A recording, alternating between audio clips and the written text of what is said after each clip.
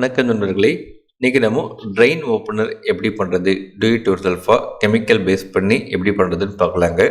அதாவது எங்கெல்லாம் பைப்லைன் அடைச்சிருக்கோ அங்கெல்லாம் அதை ஓப்பன் பண்ணுறதுக்கு இந்த ட்ரெயின் ஓப்பனரை பயன்படுத்தலாம்.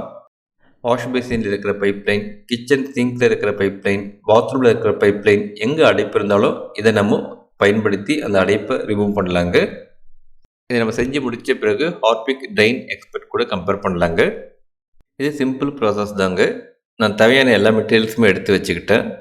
எல்லா மெட்டீரியல்ஸுமே 1 by 1 போட்டு கலக்கும்போது நம்மளுக்கு அந்த ட்ரெயின் ஓப்பனர் கிடச்சிடும். நான் மேனுவலாக இந்த ப்ராசஸ் பண்ணுறேன். இண்டஸ்ட்ரியல் ப்ராசஸ் பல்காக பண்ணும்போது கொஞ்சம் அந்த ப்ராசஸ் வேறு மாதிரி இருக்கும்.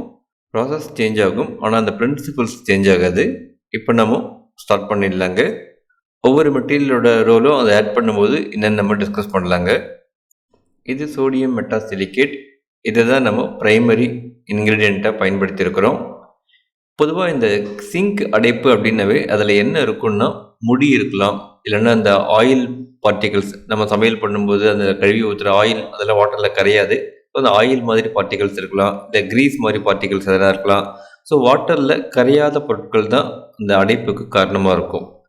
ஸோ இந்த சோடியம் மெட்டாசிலிகேட் போடும்போது இது முடி, ஆயில் எல்லாத்தையுமே கரைக்கக்கூடிய தன்மை வாய்ந்த மெட்டீரியல். இது ஹைலி ஆல்கலைன் இன் நேச்சர்.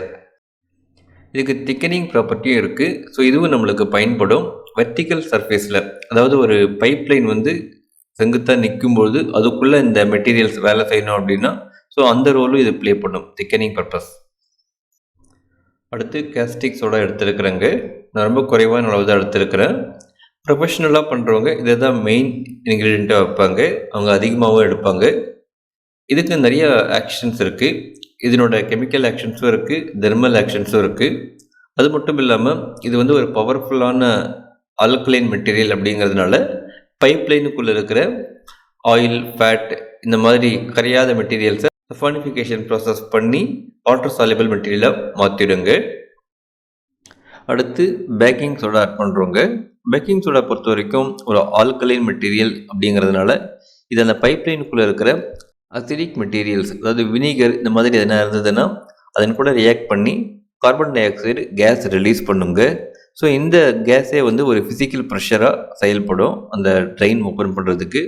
அது மட்டும் இல்லாமல் பேக்கிங் சோடாவுக்கு ஒரு சொரசொரப்பான தன்மை இருக்குது. இது ஒரு அப்ரேடிங் ஆக்ஷனாக செயல்படும்.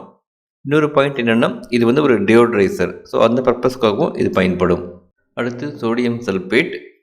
இது ஒரு ஃபில்லர் மெட்டீரியலுங்க. இது மாய்ச்சர் அப்சர்வ் பண்ணக்கூடிய கெப்பாசிட்டி இருக்குது. ஸோ இந்த ரெண்டு பாயிண்ட்டையுமே மிக்ஸ் பண்ணும்போது நம்மளுக்கு ஒரு ஐடியா கிடைக்கும். அதனால் லம்ஸ் எதுவும் பைப்லைனில் ஃபார்ம் ஆகாமல் இது பார்த்துக்கோங்க. அடுத்து சோடியம் குளோரைடு, நம்ம வீட்டில் பயன்படுத்துகிற கிச்சன் சால்ட். இதுவும் கிட்டத்தட்ட ஒரு ஃபில்லர் மெட்டீரியல் தான். மாய்ச்சர் அப்சர்வ் பண்ணக்கூடிய கெப்பாசிட்டி இருக்குது. அதையும் தாண்டி இதுக்கு ஒரு முக்கியமான ரோல் இருக்குது. சோடியம் குளோரைடு ஈஸியாக அயான்ஸாக டிசோசியேட் ஆகிடும். ஸோ இந்த டிசோசியேட் ஆன அயான்ஸ் அந்த பைப்லைனில் இந்த ட்ரெயின் கிளர் வேலை செய்யும்போது ஈஸியாக சில கெமிக்கல் ரியாக்ஷன்ஸ் நடந்து அது வாட்டர் சால்யுபிள் மெட்டீரியலாக மாறுறதுக்கு உதவியாக இருக்குங்க. அடுத்து எஸ்எல்எஸ் பவுடர். இதுக்கு நிறைய ரோல் இருக்குங்க. குறிப்பாக சொல்லணும்னா இது ஒரு பவர்ஃபுல்லான கிளீனிங் மெட்டீரியல், சர்ஃபாக்டன்ஸ், ஸ்டெபிலைசர். அது மட்டும் இல்லாமல் அந்த அடைப்பு இருக்கிற இடத்துல எதனால் அடைப்பு ஏற்பட்டுச்சோ அதை ஈஸியாக கரைச்சி எமல்ஷனாக மாற்றி கொடுக்கக்கூடிய ஒரு பவர்ஃபுல்லான எமல்சிஃபையர் எஸ்எல்எஸ் பவுடர். அடுத்து இடிடிஏ. இதுக்கும் நிறைய ரோல் இருக்குங்க. முக்கியமாக சொல்லணும்னா இது ஒரு சீலேட்டிங் ஏஜெண்ட். அதனால் அந்த கிளீனிங் பர்ஃபார்மன்ஸ் இம்ப்ரூவ் ஆகும்.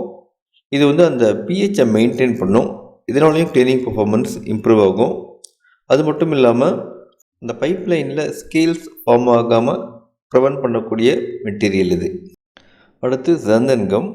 இது ஒரு ஸ்டெபிலைசர், திக்கனிங் மெட்டீரியல். இதுக்கு என்ன ரோல் இருக்குன்னா, பொதுவாக அந்த பைப்லைன், வெர்டிக்கல் பைப்லைனில் நாம் இத்தனை கெமிக்கல் போட்டோம் இல்லைங்களா, இவ்வளவும் வேலை செய்யணும்னா அது அந்த இடத்துல கொஞ்சம் நேரம் நிற்கணும், ஹோல்ட் ஆகணும். ஸோ இந்த சந்தன்கம் போடும்போது தான் அது அந்த சர்ஃபேஸில் ஒட்டிக்கிட்டு இருக்கும். ஏன்னா சந்தன்கம் ஒரு திக்கனிங் மெட்டீரியல்.